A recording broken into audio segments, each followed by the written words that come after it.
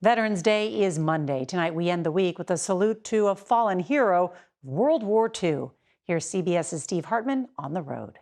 Being out like that. Before she was even born, This is him? That's my dad. Jerry Eisenhower's dad, Army Private William Walters, got shipped off to World War II.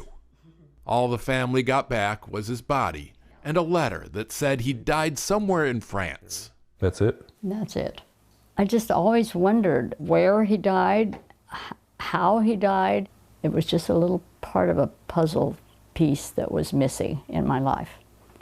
She just didn't have any stories about her dad. Jan Moore is Jerry's daughter. Was the family resigned to the fact that you would never know? Yeah, pretty much. Until a few months ago. Jerry was at her home in Syracuse, Nebraska, when she got a message. It was from a small village in France, and it read, in part, "On the occasion of the 80th anniversary of the liberation of France, we pay tribute to Private William Walters." We were looking for our soldier. We did not know that he was their soldier too. In August 1944, American troops began liberating the village of Grace-sur-Loing. It was a joyous day, but there was one casualty. While crossing the river into town, Private Walters' boat capsized and he drowned at the age of 20. This past summer, an historian from Grace-sur-Loing tracked down Walters' family and invited them to France to honor their shared hero and the sacrifice he made here. As one eyewitness explained, they went looking for him and found him. They did a lot of things to try to revive him, but it didn't work. He showed me where they laid him. He was here. And they covered him with flowers. It's just amazing, the care that they gave him. This week, she returned to her father's grave. First time I've been here and had the answers. Jerry says she now feels at peace. It's a good feeling.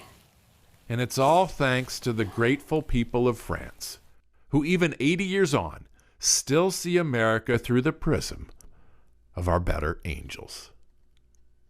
Steve Hartman, on the road, in Syracuse, Nebraska. Finally tonight, one man's long military career and a special hometown effort to honor him. Here's CBS's Steve Hartman on the road. So as we gather here on this Memorial Day, At a ceremony in Poolesville, Maryland, American Legion Post 247 paid special tribute to one of its own. He was a Marine. He was most proud of being a Marine. The vet they're honoring is Gunnery Sergeant Richard Remp. Remp, who everyone called Gunny, quit high school to serve in World War II and stayed all the way through Vietnam. Here's all his ribbons. Friends Julian Singh and James Capicilli say he was highly decorated. That's right. And all those accomplishments, and there was still one thing left undone. Yes. High school diploma. That was his sort of farewell wish. Fortunately, Pennsylvania law allows for any honorably discharged veteran of World War II, Korea, or Vietnam to receive an honorary high school diploma. Unfortunately, it takes time, and Gunny had just days to live. Nevertheless, his friends, in desperation, reached out to school officials here in his hometown of Sharon, Pennsylvania. Hi. Superintendent Justy Glaros took the call. I have a lot of passion for the men and women that serve our country, and just everything inside of me said, yes, go, do it. So she expedited the request and then went the extra mile, or more like the extra 550 miles, driving nearly 5 hours each way to hand deliver his diploma. It was overwhelming. And I knew that he had been weak, but in that moment, he wasn't. He was all in. Gunny died 2 days later. He was 98. The last thing he really remembered was getting that high school diploma from Justy. This may be the most memorable graduation story of the season, but it is also not entirely unique. This weekend, and in the days ahead, about 4 million people will graduate high school, and behind each diploma, you'll find at least one educator who made the moment possible. Steve Hartman, On the Road, in Poolesville, Maryland. As the nation prepares to honor the brave men and women of our armed forces this Veterans Day, it's important to remember the sacrifice and the legacy every service member leaves behind. CBS's Steve Hartman goes on the road to tell the story of one Army sergeant who will live on for generations. Here at Arlington National Cemetery, the final lines of 400,000 life stories are etched on marble, each ending sad to someone. But you can also find uplift in these final chapters, as we learn from the family of Army Sergeant Jack Bryant Jr. Jack, who everyone called Jay, was killed in Iraq almost 20 years ago now. It's important for me to let that legacy live on through my kids. Jennifer Souza of Stafford, Virginia, is Jay's sister. Go ahead. And her kids. My name is Jada. Her niece. Jayla. They're all named after Jay. My name is DJ. In one way or another. My name is Paris. Paris?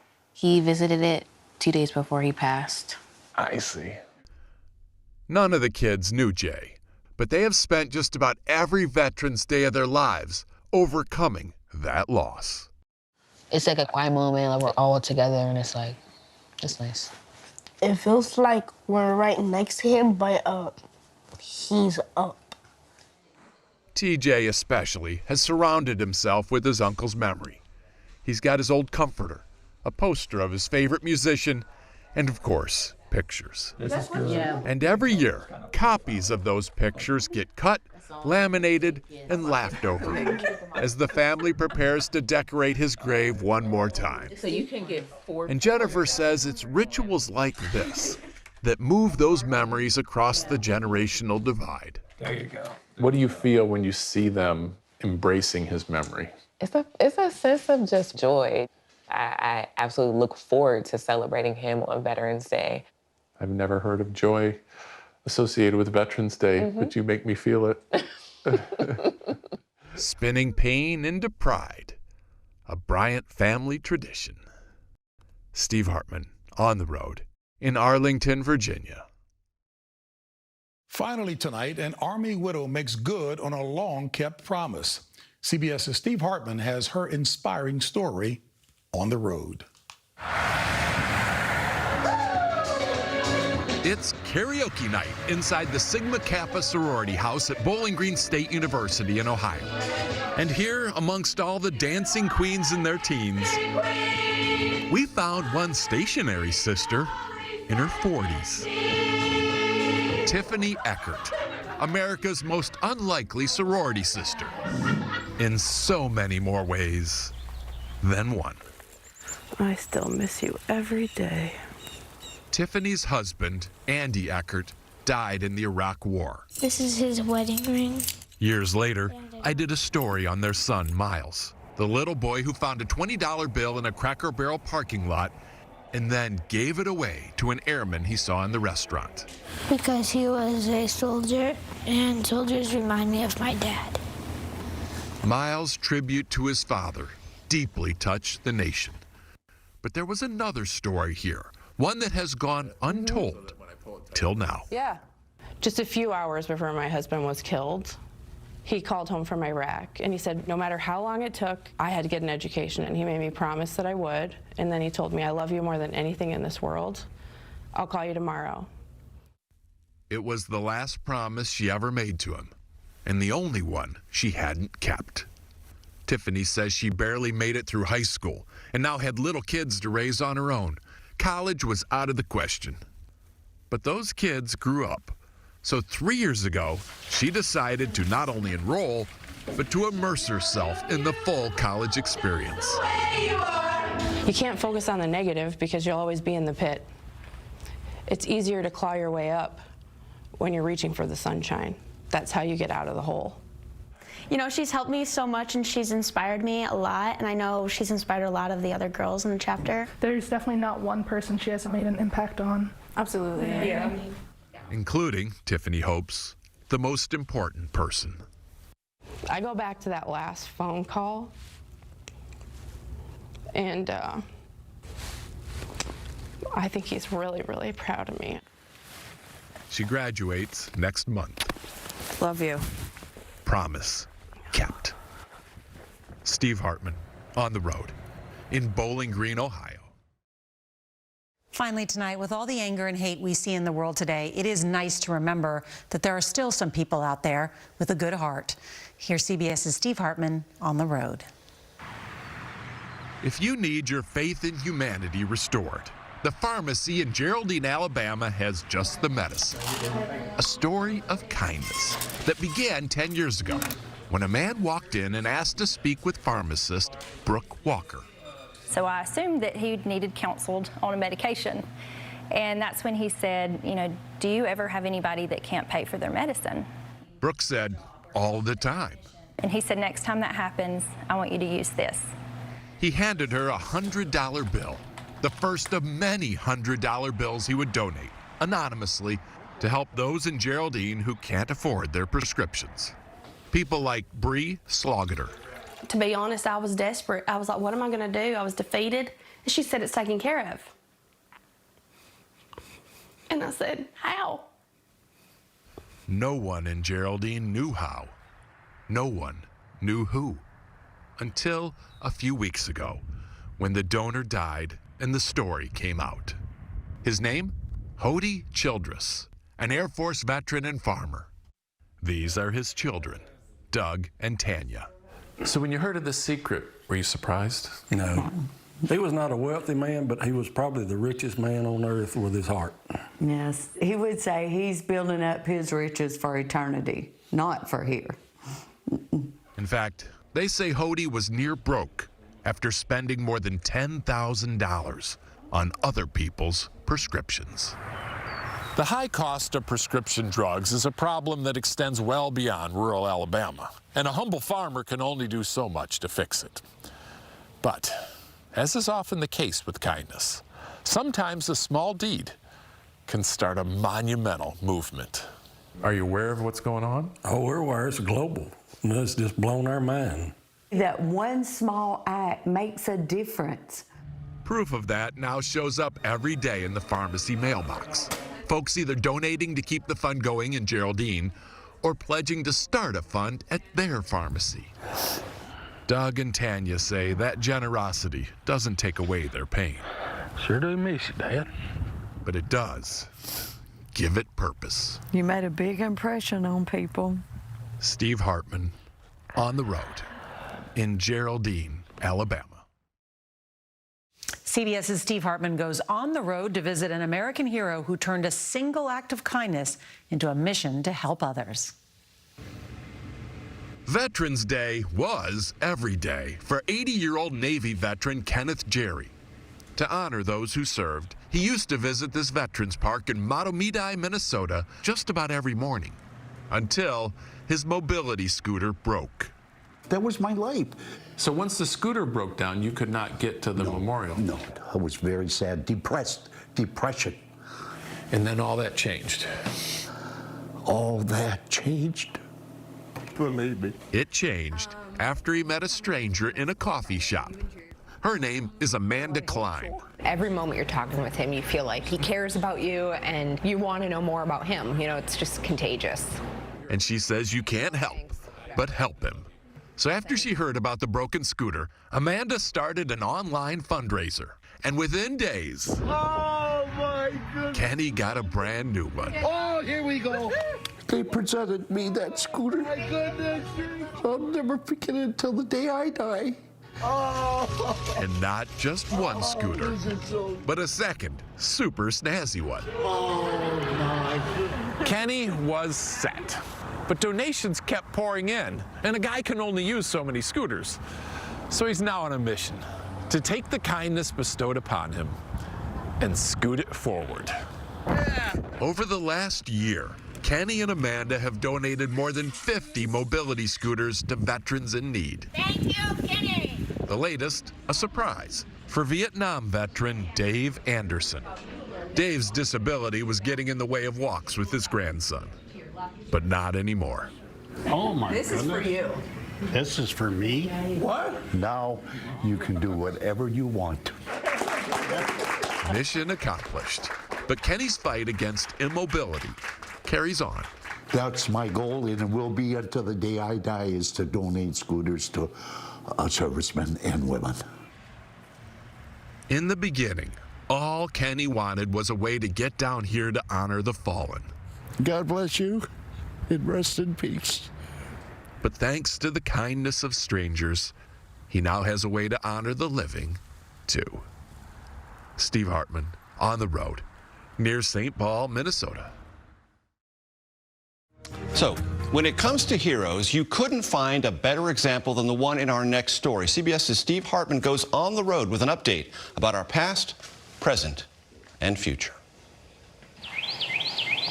It all began here in Raleigh, North Carolina, A1. with a flurry of plastic bombshells. You sunk our battleship! As we first reported in 2015, Carter and Jack Hansen were really into Battleship, which led to a family vacation to see the Yorktown, a retired aircraft carrier in Charleston, South Carolina. I just realized how amazing history could be.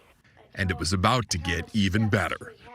On that same trip, the boys learned about a World War II vet named Robert Harding, who actually served on the Yorktown.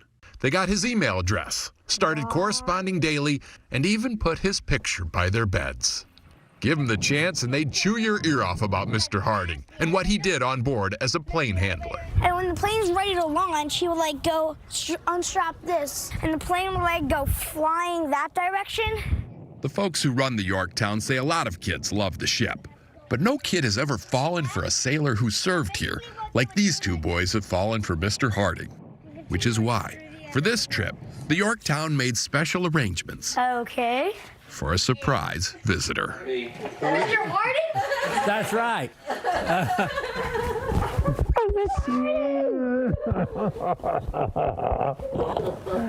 Hugging an old salt never felt so sweet. Oh, you're a good boy. It was hard to tell who enjoyed it more or who needed it more. Japanese plane. Over the years, Mr. Harding says he'd kept most of his war stories to himself. Where they were firing, I guess I need somebody to talk to about it. It's surprising the way it worked out. Since we first told this story, the kids have stayed in touch with Mr. Harding, sending hundreds of emails, each one signed, "Your friends and shipmates." Once they even turned the tables on Mr. Harding, surprising him at his house in Oklahoma. Whoever said history is irrelevant, obviously, never fell in love with it. We don't know about how we've changed his lives, but we know that he obviously changed ours. Steve Hartman, CBS News, On the Road. All this week to mark Veterans Day, we've shared stories to honor the service and sacrifice of our nation's heroes. Well, we wrap up this week with CBS's Steve Hartman on the road, showing how a stranger's powerful act of kindness helped one military family heal. Donna Parker is on the last leg of a journey to find the rightful owner of these Army uniforms. A journey that began more than 2 years ago at the bottom of this dumpster. These are Army suits. Whose are these? Why are they in the trash? So this became an obsession? It did, for a very long time. All she had to go on was a common last name, Mackenzie. But Donna researched, posted on social media, even set up tables at festivals around her home in Lexington, Kentucky, hoping someone might know who these belonged to. And eventually, Donna did get the full name. And when I did, his obituary was the first thing that came up. And it hit me like it would a family member. Back in 2018, Sergeant Keith Mackenzie, who had survived 2 deployments to Afghanistan, took his own life. He'd been diagnosed with PTSD. Marriage was crumbling, car repossessed, which is actually how the uniform ended up in the dumpster. This wasn't at all the answer Donna was hoping to find, but it made returning that uniform more important than ever. Somebody may have wanted them. You could have never guessed how much they were wanted. No. 1,000 miles away in Waco, Texas, Keith Mackenzie Jr. who was left to shag his own fly balls, still feels some bitterness toward his father. But that military service, that's a part of his dad he holds on to dearly, and literally. I'd just sit there and hold the dog tags. For a good while, I never took them off, since that's kind of all we had. That was all he had, until his mother, Crystal, got a phone call from a stranger. She answered a prayer that I didn't know I was praying for. Some faith that there's people out there that care. Crystal and her daughter, Kayla, knew Donna was coming.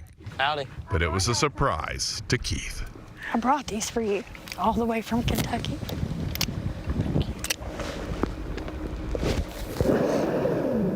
I've been looking for y'all for a long time.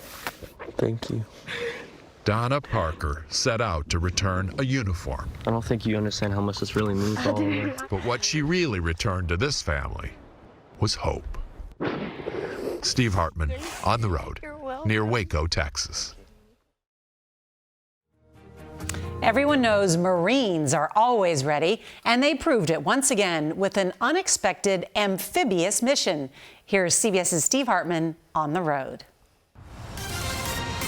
Traffic and weather on the 8th. It was a deceptively beautiful morning in the nation's capital. Severe weather is not expected today. But by that afternoon, several inches of heavy rain had fallen in parts of the district. And no one was caught more off guard that September day than Virginia Waller of Hagerstown, Maryland. Virginia was coming down this exit ramp when she ran headlong into a flash flood. Hit the water with such force it tore off her license plate. Water so deep, her car wouldn't budge. It was scary. Had you ever felt that scared before? No, I thought I could die.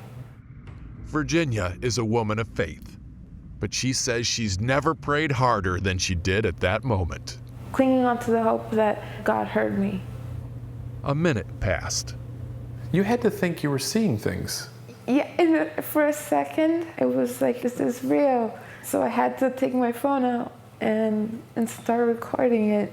So cool! What Virginia saw was the next best thing to the hand of God. The Marines are gonna help us! Marines in dress blues who seemed to appear out of nowhere. Thank you so much! Believe it or not, I've actually met these same men before and can personally vouch for their strength of character and their strength.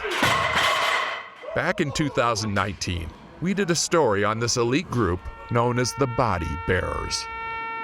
Their mission here at Arlington Cemetery is to shoulder the burden of American grief, literally.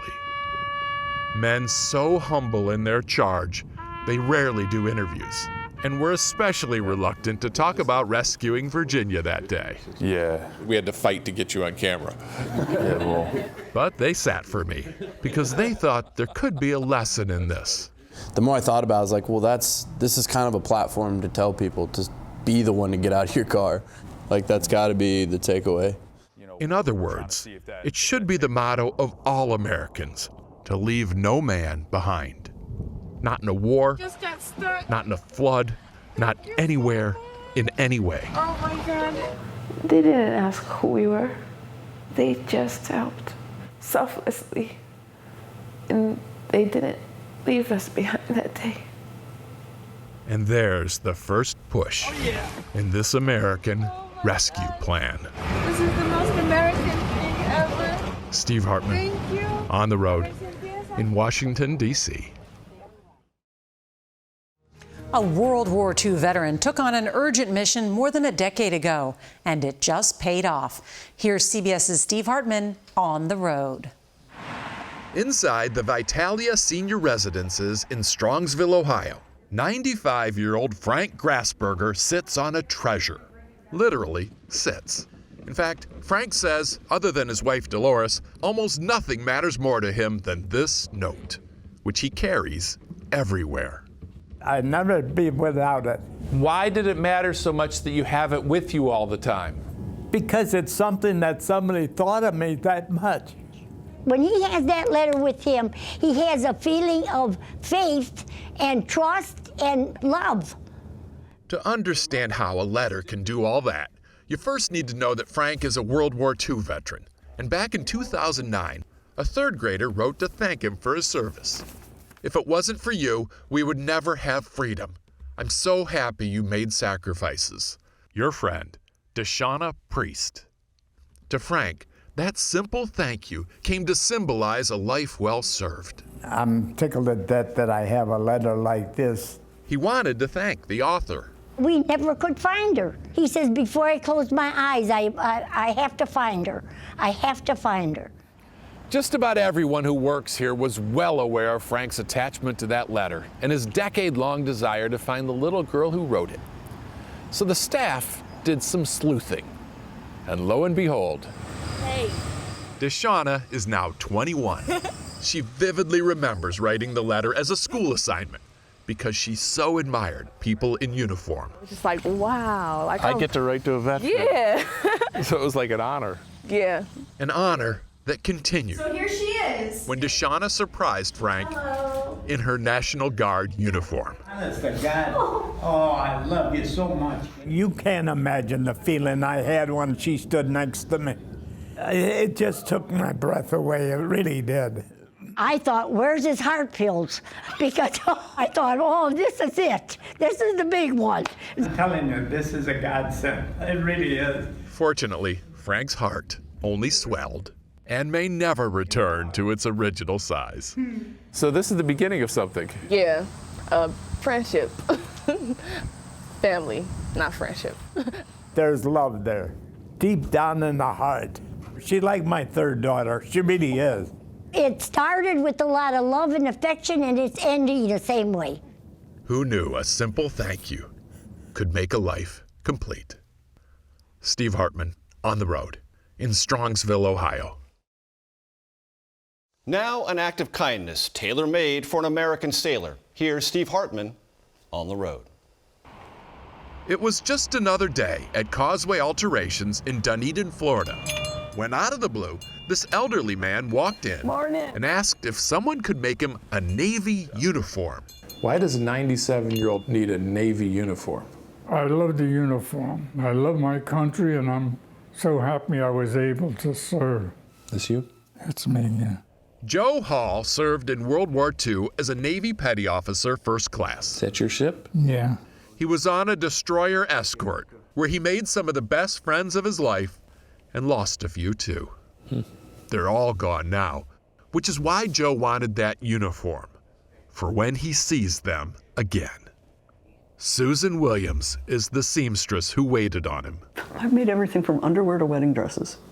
But to have a World War II veteran come in and say, I want to be buried in my uniform. It was like, this man is not leaving this store without me making this uniform because it's the most important thing I'll ever do in my life. And it became a strong obsession of mine to make it right. For the next 3 weeks, Susan poured herself into this project, binding every seam, satin-lined cuffs, buttonholes by hand. She spent at least 100 hours. I love this. And charged almost nothing. Oh, beautiful. Joe actually got his uniform a few months ago, but came back in to try it on again at our request. He hardly seemed bothered. I feel like I'm back in the service. In fact, even though he wanted this for his death, you get the sense that now it's what he lives for. Look at that. Can't beat it, right? Right. I wanted to be with my friends, be part of them. And this uniform kind of brings them close to me, you know. They say the suit makes the man, but not in this case. Joe Hall was a loyal friend 7 decades before he got these dress blues. He just needed someone to sew his heart to his sleeve for that long-awaited reunion. You've done a wonderful job. Thank you. Steve Hartman, On the Road, in Dunedin, Florida. Taps is just 24 notes and takes about a minute to perform on a bugle or trumpet. But CBS's Steve Hartman wants to make sure it echoes throughout the country. So here's tonight's On the Road. Taps is a wonder. Whether tucking in another day or sending off another soldier, this uniquely American melody somehow conjures both peace and sorrow, distilling those deepest of emotions down to 24 perfect notes. As a Cub Scout and later Boy Scout, Taps was the most powerful song I knew. But it never hit me harder than the day I heard it here, in this suburban neighborhood in Tacoma, Washington. I'm in another zone when I'm playing. I'm not aware of anything but the fact that I'm playing this, and I'm trying to play it as best as I can, do a good job. Don Britton started playing trumpet as a kid and was even in a band for a while. But as he told me in 2012, he never had a more important gig than this one. Every sunset, he played taps in tribute to America's veterans. But this was the part that really got me. As soon as the neighbors heard him start, they would all come out and stand at attention. It seems to move people. It has an effect on them. It's just very emotional for me. It's beautiful. We appreciate it. Ever since we first told this story, I have had a dream to let all of America feel what I felt at this moment. Which is why today I'm partnering with this man. I'm up for that. I think this would be wonderful. This is Yari Villanueva. I think together we can make something pretty big here. Oh, I hope so. Yari is a retired Air Force bugler who now runs an organization called Taps for Veterans.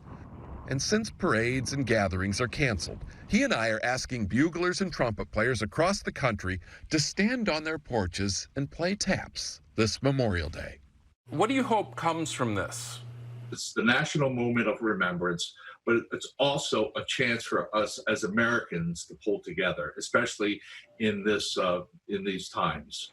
So, on Monday at 3 o'clock sharp, if you hear the call lofting over your neighborhood, please step outside, face the music, and soak in this 24-note reminder of what Memorial Day is all about.